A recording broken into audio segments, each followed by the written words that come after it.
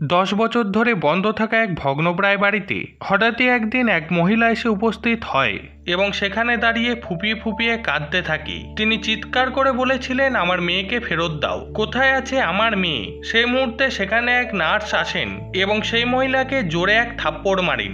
সে বলে, বিগত 10 বছর পর তোমার মেয়ের কথা মনে পড়েছে? ধিক্কার তোমার মতো মায়েদের।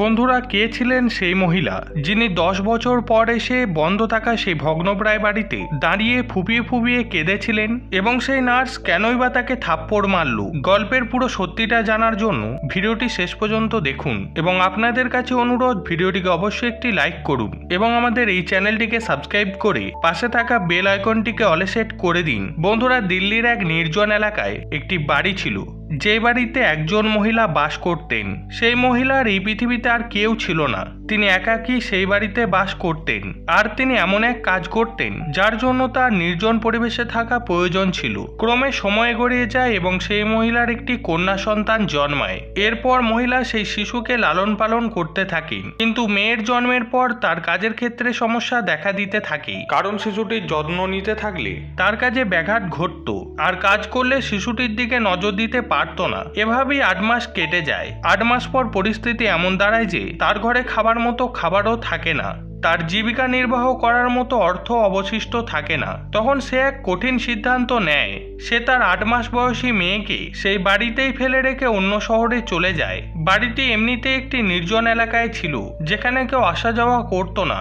এরপর ধীরে ধীরে সন্ধ্যা নেমে আসে এবং সন্ধ্যার সময় সেই শিশুটি ফুপিয়ে ফুপিয়ে কাঁদতে থাকে, কারণ শিশুটি ক্ষুধার্ত ছিল। শিশুটি ক্ষুধাতে কাঁদতে থাকলেও আশেপাশে কেউ ছিল না। এভাবে পুরো রাত সেই 8 মাস বয়সী শিশুটি কাঁদতে কাঁদতে কাটিয়ে দেয়। পরের দিন সকালে জয়শঙ্কর নামের এক ব্যক্তি, যিনি মাঝে মাঝেই সেই পথ দিয়ে যাতায়াত করতেন নিজের কাজের জন্য, তার নজরে বিষয়টি আসে।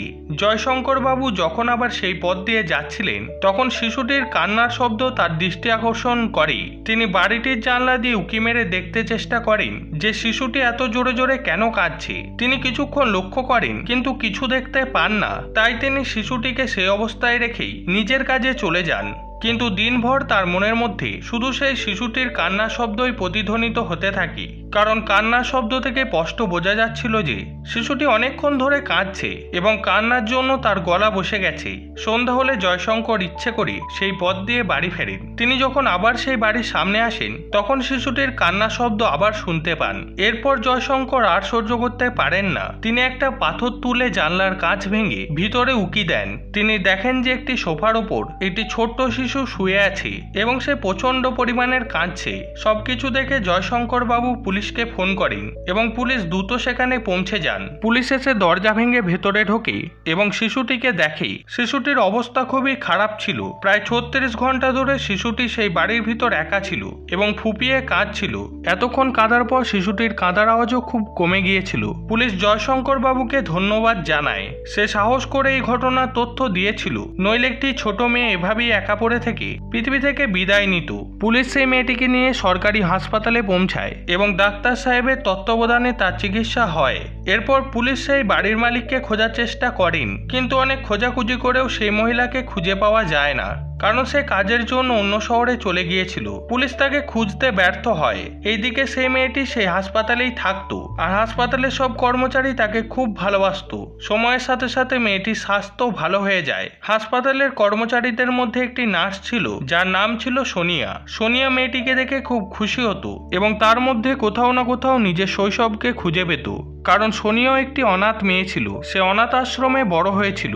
এখন সে হাসপাতালে কাজ করত এবং সে অনাথ আশ্রমেরও দেখাশোনা করত। যখনই সে মেয়েটিকে দেখতো এবং খাওয়াতো, তখন তার নিজের শৈশবের কথা মনে পড়তো। সে ভাবতো, আমি তো অনাথ ছিলাম, কিন্তু এই মেয়েটির জীবন আমি অন্যভাবে গড়ে তুলব।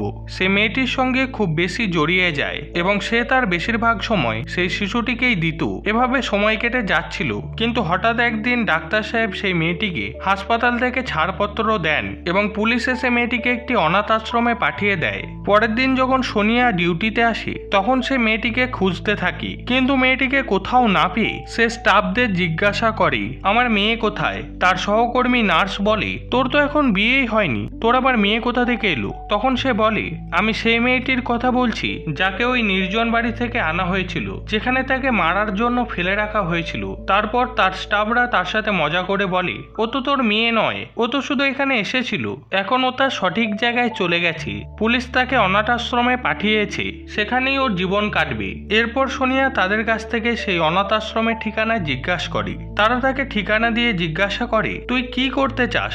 সোনিয়া বলে আমি মেয়েটিকে নিজের কাছে রেখে মানুষ করব এবং তার একটি উজ্জ্বল ভবিষ্যৎ তৈরি করব।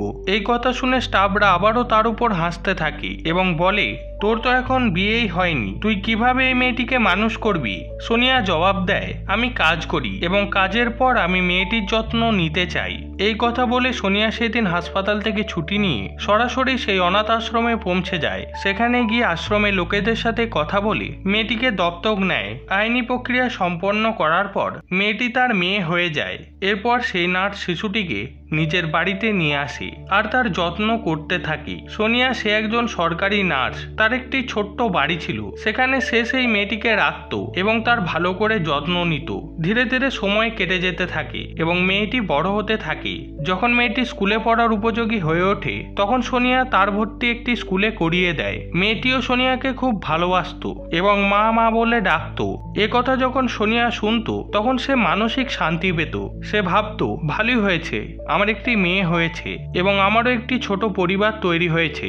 এরপর মেয়েটি ধীরে ধীরে স্কুলে পড়াশোনা করতে থাকে। একদিন হঠাৎ মেয়েটি স্কুল থেকে এসে সোনিয়াকে জিজ্ঞাসা করে মা আমার বাবা কোথায়। সোনিয়া তখন বলে সোনা মা তোর বাবার দরকার কি, আমিই তোর বাবা আর আমিই তোর মা, দুটোই আমি। কিন্তু মেয়েটি বলে সবাই তো স্কুলে তার বাবাদের সঙ্গে আসে আর বাবারা তাদের নিয়ে যায়, কিন্তু আমার বাবা কোথায় আমি জানতে চাই। তখন সোনিয়া বলে তোর বাবা তোর জন্মের আগেই মারা গেছে। এই বলে সোনিয়া মেয়েটিকে চুপ করায়।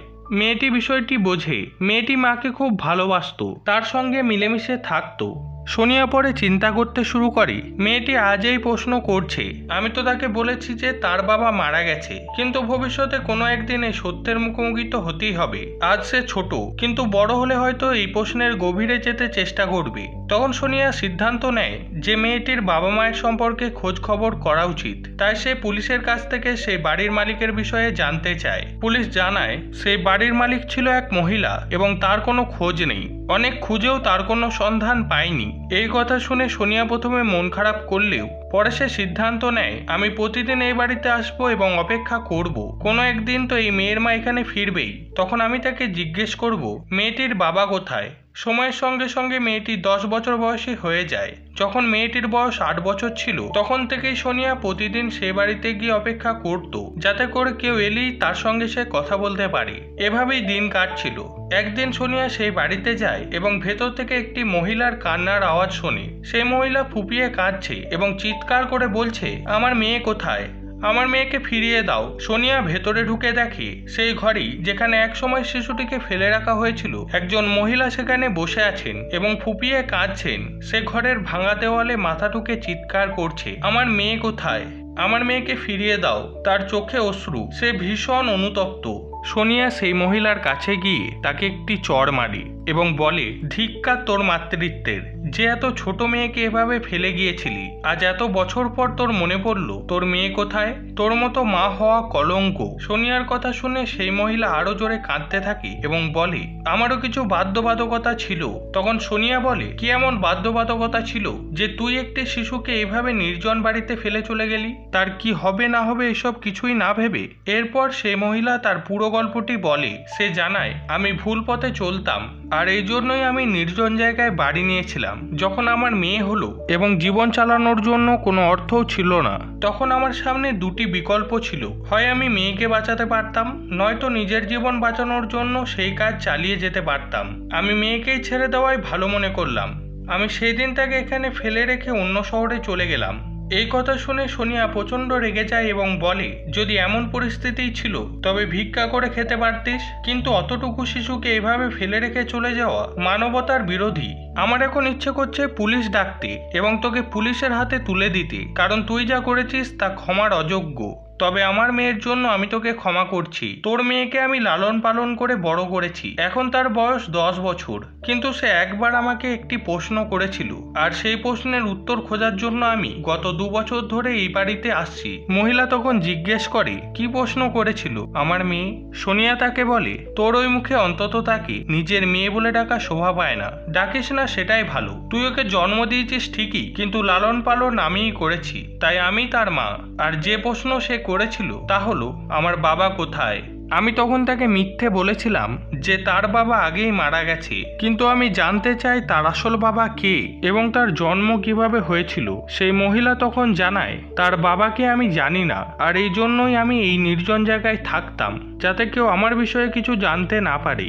এ কথা বলে সেই মহিলা আবার ফুপিয়ে ফুপিয়ে কাঁদতে থাকে। সোনিয়া, যে একজন সরকারি নার্স, তার উপর কিছুটা করুণা অনুভব করে এবং তাকে শান্ত হতে বলে। তারপর সোনিয়া মহিলাকে জানায়, তোর মেয়েকে আমি লালন পালন করেছি এবং আমি চাই না যে তুই তাকে নিজের কাছে নিয়ে যা, কারণ তুই তো আগেই ভুল কাজ করেছিস। মেয়ের যত্ন কিভাবে নিবি? সব কথা শুনে সেই মহিলা সন্তুষ্ট হয় যে তার মেয়ে ভালো কারোর কাছেই আছে এবং এরপর মেয়েকে ফেরত নেওয়ার ইচ্ছা ত্যাগ করে। মহিলা সোনিয়ার কাছে হাত জোড় করে বলে, আমার মেয়ের যত্ন নিও, আর আমি জীবনে কখনো তোমার সামনে আসবো না। এটা বলার পর সেই মহিলা তার অশ্রু মুছে সেখান থেকে চলে যেতে শুরু করে। এসব দেখে সোনিয়া কিছুটা শান্তি অনুভব করে। শেষমেশ তার প্রশ্নগুলোর উত্তরও পেল এবং তার মেয়ে তার সাথেই থাকবে। সোনিয়া কখনো বিয়ে করেনি, সে কেবল ওই শিশুটিকে লালন পালন করে পড়াশোনা করিয়েছে। বড় হয়ে মেয়েটি ডাক্তার হয়ে ওঠে। ডাক্তার হওয়ার পর যখন তার বিয়ে হয়, তখন সে শর্ত হিসাবে মা সোনিয়াকে সাথে রাখার কথা বলে। সে জানায়, যতক্ষণ মা বেঁচে থাকবে আমি তার সেবা করব। এটা হলো সেই 8 মাসের এক শিশুর গল্প, যাকে নির্জন একটি বাড়িতে মৃত্যুর জন্য ফেলে রাখা হয়েছিল। কিন্তু বলা হয়, রাখে হরি তো মারে কে। ঠিকই তাই ঘটে এই মেয়েটির সঙ্গে। আপনার কি মনে হয় সেই মহিলা সম্পর্কে, সোনিয়া সেই নার্স সম্পর্কে, অথবা সেই ব্যক্তি জয়শঙ্কর সম্পর্কে, যিনি শিশুটিকে কাঁদতে দেখে পুলিশকে খবর দিয়েছিলেন? আপনার মতামত কমেন্ট সেকশনে লিখে জানান এবং ভিডিওটিকে ভালো লাগলে ভিডিওটিকে অবশ্যই একটি লাইক করুন এবং নিজের বন্ধু বান্ধবদের সাথে শেয়ার করুন। যদি এই গল্পটি আপনার একটুও পছন্দ হয়ে থাকে তাহলে অবশ্যই এই চ্যানেলটিকে সাবস্ক্রাইব করে দিন। ঈশ্বরের কাছে প্রার্থনা করি সবাই ভালো থাকুন, সুস্থ থাকুন। আবারও একটি নতুন মজার গল্প নিয়ে দেখা হবে। ততক্ষণের জন্য ধন্যবাদ।